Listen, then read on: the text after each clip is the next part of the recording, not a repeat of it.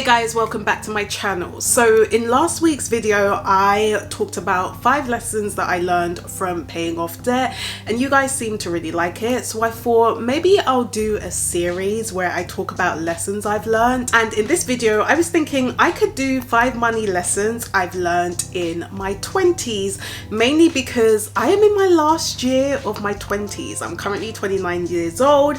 Next year will be the big 3-0, so I thought maybe I could share some wisdom when it comes to dealing with money in your 20s, so that if you are currently in your 20s, hopefully this is useful for you. And even if you're not in your 20s, I'm hoping that you'll still get some gems from this too. And whilst I'm filming this video, I was thinking I may as well make my sandwich at the same time, because it's not every day I sit on the sofa talking to you guys. Sometimes let's do a bit of multitasking. So let's go and make this sandwich and talk about 5 money lessons I've learned in my 20s. Okay, so the first lesson I would say I learned in my 20s is that you are better off taking a lot more risk now when you have less responsibilities.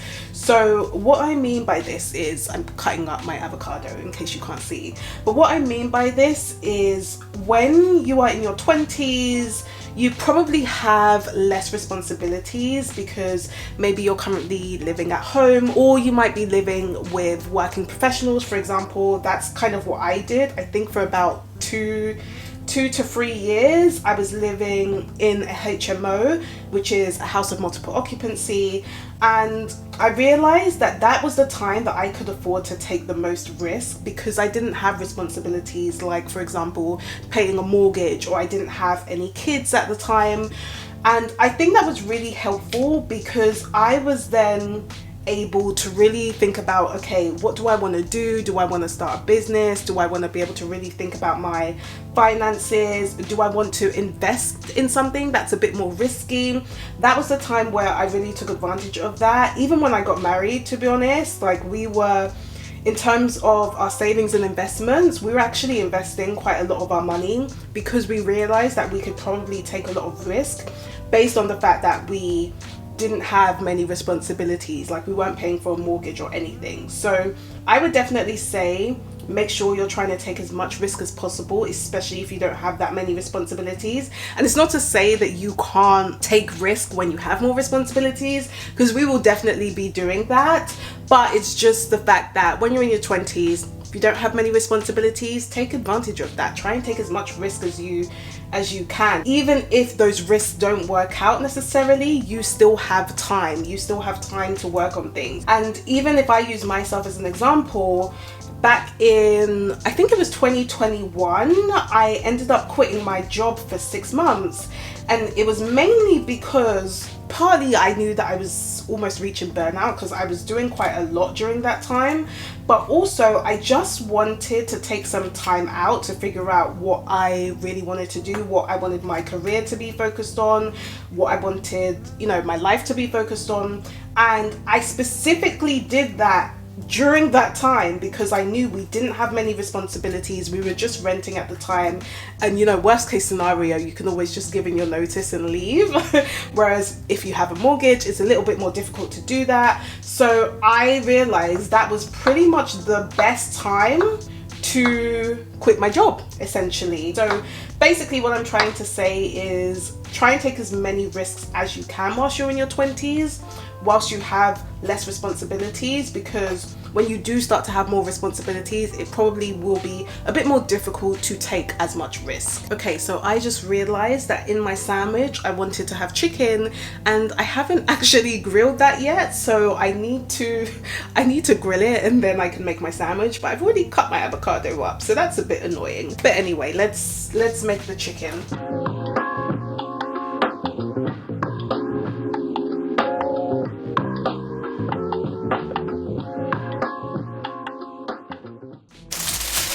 And also, if you guys didn't know, I do have a new weekly email series. So with that, I will be sharing more exclusive content. I'll be sharing probably more lessons as well. So if you want to be a part of my email list and join my weekly series, make sure you sign up. I'll make sure it's linked in the description below for you.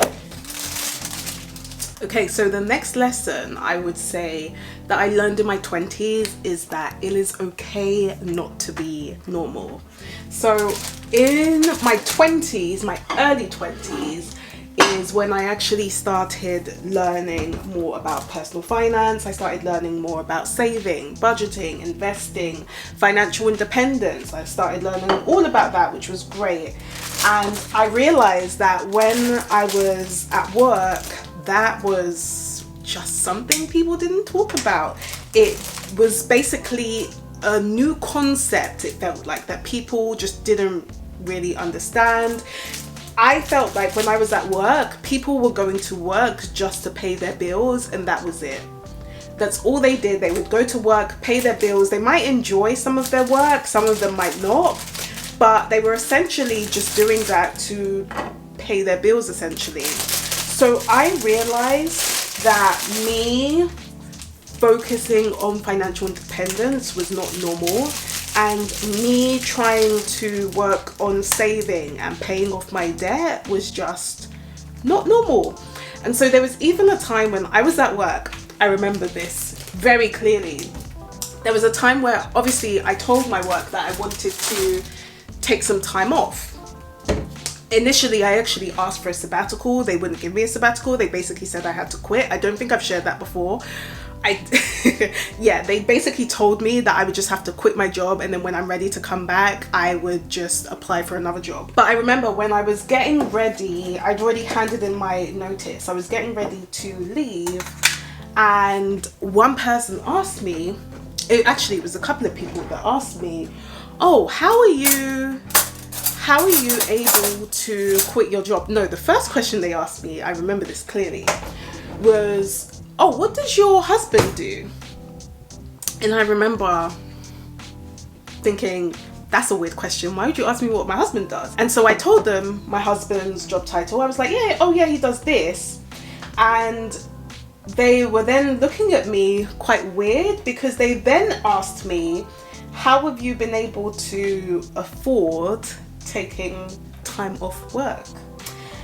And I said, oh, I've just got savings. And they couldn't believe it. So basically the reason why they were asking what my husband does is because they thought that in order for me to quit my job, he basically had to have a lot of money to be able to sustain us. And so that's when I realized it's actually okay not to be normal, because a lot of people in your 9 to 5 may not be normal, and they may not see the vision that God has for you. It was just really interesting to see that people were surprised that I could have savings, where I was literally like, yeah, no, I've got enough savings to pretty much last me at least a year. And they just couldn't understand it. They literally thought I had to have a rich husband in order for me to take time off work. So that was crazy, but it's definitely a big lesson, especially if you have a different vision that you maybe feel like God has for you. People may look at you like you're a bit crazy, but that's okay. It's okay not to be normal. Okay, so the next lesson I learned in my 20s is that you shouldn't be afraid to do the basics. So what I mean by this is you do not need to make money management or handling money complicated. And I think it can be quite difficult with social media, because there is so much noise and there's so much going on where people are telling you you can do this with your money and you can do that and you can do this. But I learned that doing the basics works. So learning how to read your numbers, learning how to just set up a simple budget, learning how to save, learning how to put those savings to work in a non-complicated way. So for example, investing through the stock market. Those things can be simple, and although they may seem basic works. So don't be afraid to focus on doing the basics. And I was actually really thankful that I focused on this, because when you learn the basics, you can then start doing complicated things. You can then start thinking about, okay, what else can I invest in? Or for example, I decided to learn the basics before I actually got a credit card, because I knew that when I was at a point where I was pretty much spending my whole paycheck, me getting a credit card at that point would not have worked very well, because I would have ended up being in credit card debt. And that's the one decision that I made, which was very strange considering I had 16k debt. But that's the one decision that I was actually proud of. I decided that I wasn't going to use a credit card because I didn't learn the basics of knowing how to manage my money. Once I learned the basics of learning how to manage my money, that's when I got a credit card, and to this day I have never paid credit card interest. I have enjoyed the benefits that credit cards give, but it was only because I learned to master the basics first, and then I took that to do other things. So don't be afraid to learn the basics. Okay, so the fourth lesson that I have learned whilst I'm trying to put avocados on my bagel is that, remember, money is not the end destination.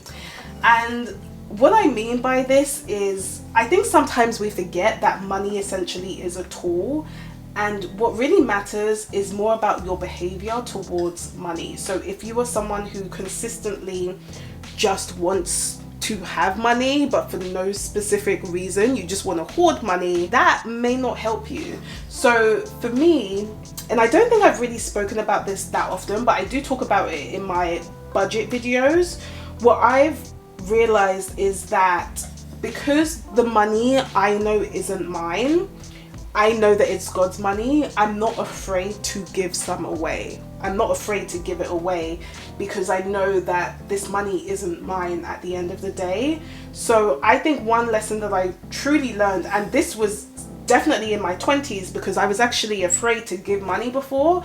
I used to think that giving money just meant that I wouldn't have enough money to use for myself. I wouldn't have enough money to pay for my expenses. But when I decided that no, I'm actually going to give a certain percentage of my income every single month, things started to change. I still felt like I had an abundance of money. I still felt like I had enough money, and I still had money to do other things. I still had money to pay off debt. I still had money to save. I still had money to invest.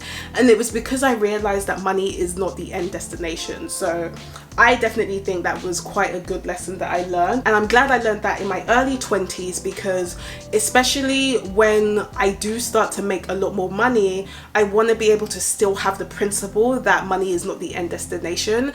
And so if I'm so used to giving my money now, when I eventually make a lot more money, I'm not going to have a problem with giving that money too, because I'll just simply remember that it's still not my money, it's God's money at the end of the day. So I am having sun-dried tomatoes in my sandwich. It's so strange because I never used to like tomatoes for a good few years in my 20s, which is so funny. But now I absolutely love tomatoes, and I really like sun-dried tomatoes in my sandwich. So I am going to have some sun-dried tomatoes in my bagel. I am also going to make a banana and blueberry and spinach smoothie to have with my sandwich. It's just gonna be a great lunch, you know.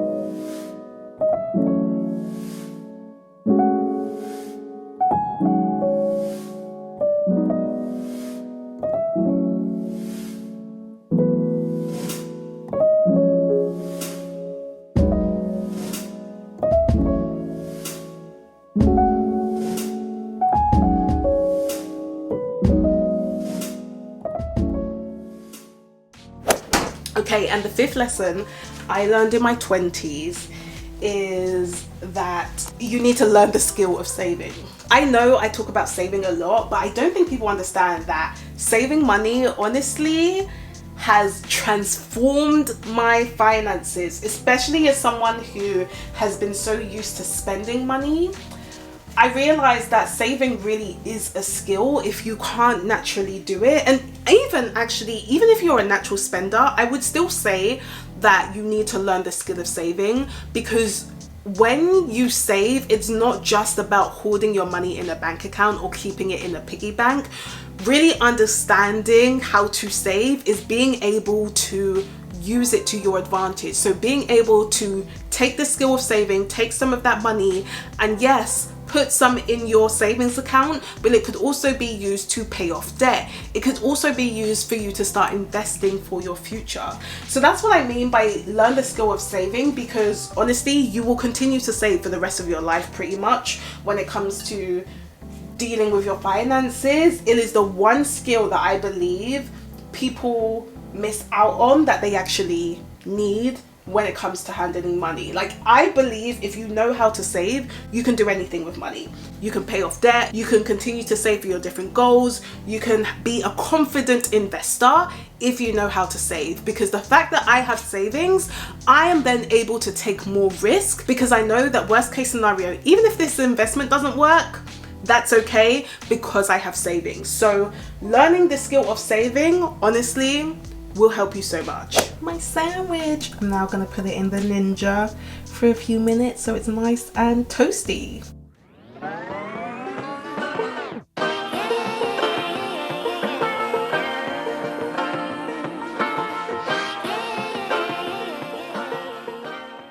Okay, so my smoothie is ready. I'm just waiting for my sandwich in my foodie, which will take a few minutes.